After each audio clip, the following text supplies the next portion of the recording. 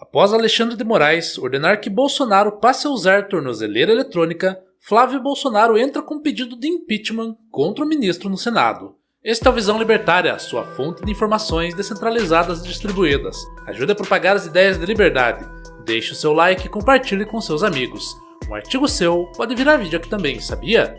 Este artigo foi escrito por Ludwig von Mises, revisado e narrado por Gordinho Caipira. No dia 23 de julho de 2025, o senador do PL Flávio Bolsonaro protocolou um pedido de impeachment contra Alexandre de Moraes, motivado pelas recentes ações do ministro contra o ex-presidente Jair Bolsonaro, pai de Flávio. Como todos devem saber, nas últimas semanas, Alexandre de Moraes censurou o ex-presidente, proibindo-o de falar, pois morre de medo das palavras que podem sair da boca de Bolsonaro. Além disso, o ministro também exigiu que Bolsonaro passasse a usar uma tornozeleira eletrônica. Esse é o retrato da cleptocracia e do narco-estado em que o Brasil se tornou, ladrões comandando o país, e pessoas honestas sendo presas e proibidas de falar. É incrível como o mesmo STF que solta traficantes e todo tipo de bandido da pior espécie, cala e persegue pessoas que simplesmente querem opinar.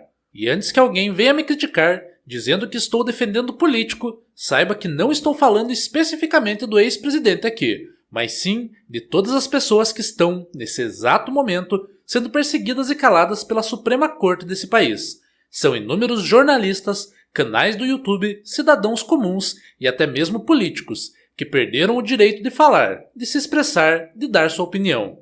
E sabe o que todas essas pessoas censuradas têm em comum? São todas de direita. É incrível como apenas a direita faz discurso de ódio e espalha fake news nesse país. A esquerda, ao que parece, só espalha amor, flores e pombinhas brancas. É tão lindo ver o amor nas palavras da esquerda que defende ditadores, gulags, paredão, censura, morte e todo tipo de perseguição a opositores. É muito amor contido no coração de uma pessoa como Lula, ao defender regimes como o de Daniel Ortega, que persegue padres e fecha igrejas, ou então regimes como o de Nicolás Maduro, que mata seu próprio povo de fome, rouba as eleições e sequestra opositores. Mas a verdade é que a Suprema Corte desse país e o governo federal já não fazem questão de esconder seu apreço por ditaduras. Se até pouco tempo atrás apenas Lula falava tão abertamente que ama governos autoritários, agora temos declarações como a de Gilmar Mendes dizendo que o STF admira o regime chinês. Lembrando que o regime ditador chinês é aquele que cometeu, entre seus inúmeros outros crimes, o massacre da Praça da Paz Celestial, o qual vitimou, segundo a Cruz Vermelha da China, cerca de 10 mil civis que se manifestavam pacificamente contra o governo chinês. É esse tipo de regime assassino que os ministros da nossa Suprema Corte defendem. Isso sem falar que temos literalmente um comunista assumido entre os ministros da Suprema Corte. Mas feita a devida análise sobre a situação ideológica deplorável da Suprema Corte brasileira, voltemos ao pedido de impeachment protocolado por Flávio Bolsonaro. Como vimos nos últimos dias, Alexandre de Moraes vem, cada vez mais, fazendo avanços significativos na extrapolação de suas funções. Recentemente, ele praticamente anulou o papel do Congresso ao invalidar a decisão de derrubar o aumento do IOF, e isso foi só a cereja de um bolo de ilegalidades cometidas pelo ministro.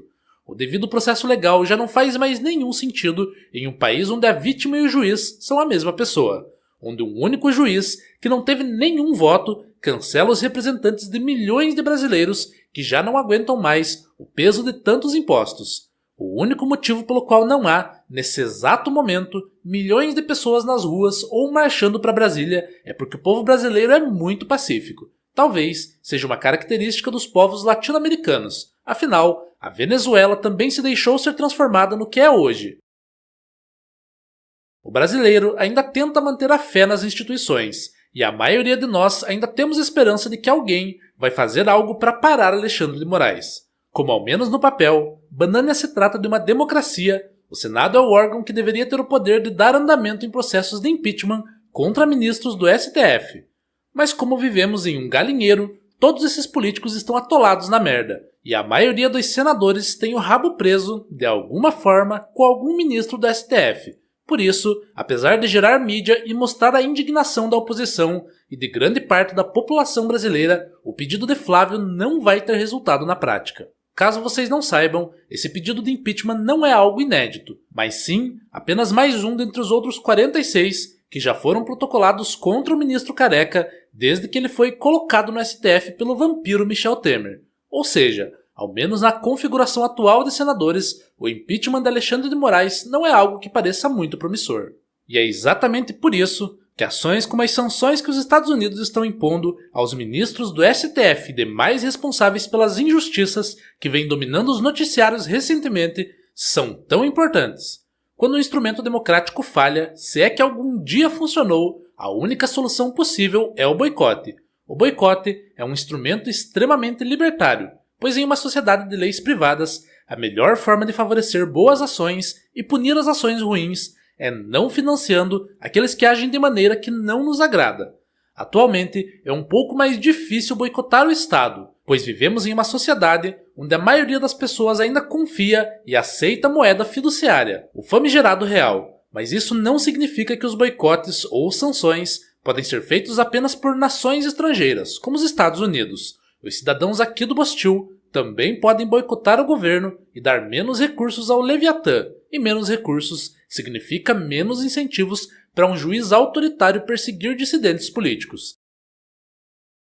Mas é claro que aqui nós jamais incentivaríamos ninguém a desobedecer qualquer lei da nossa perfeita Constituição. Longe disso. Aqui nesse canal, todo mundo cumpre a lei à risca. Todo mundo anda a 30 km por hora e com o farol ligado nas ruas dos bairros. E ninguém por aqui seria capaz de cometer o terrível crime de baixar algum filme ou jogo pirata, por exemplo. E é exatamente por esse amor que temos a tão maravilhosa Lei do Brasil que nós não seríamos capazes de incentivar vocês a comprarem Bitcoin via P2P e não declarar para a Receita. Tampouco eu, autor desse artigo, seria capaz de dizer para vocês procurarem fontes de renda fora da formalidade.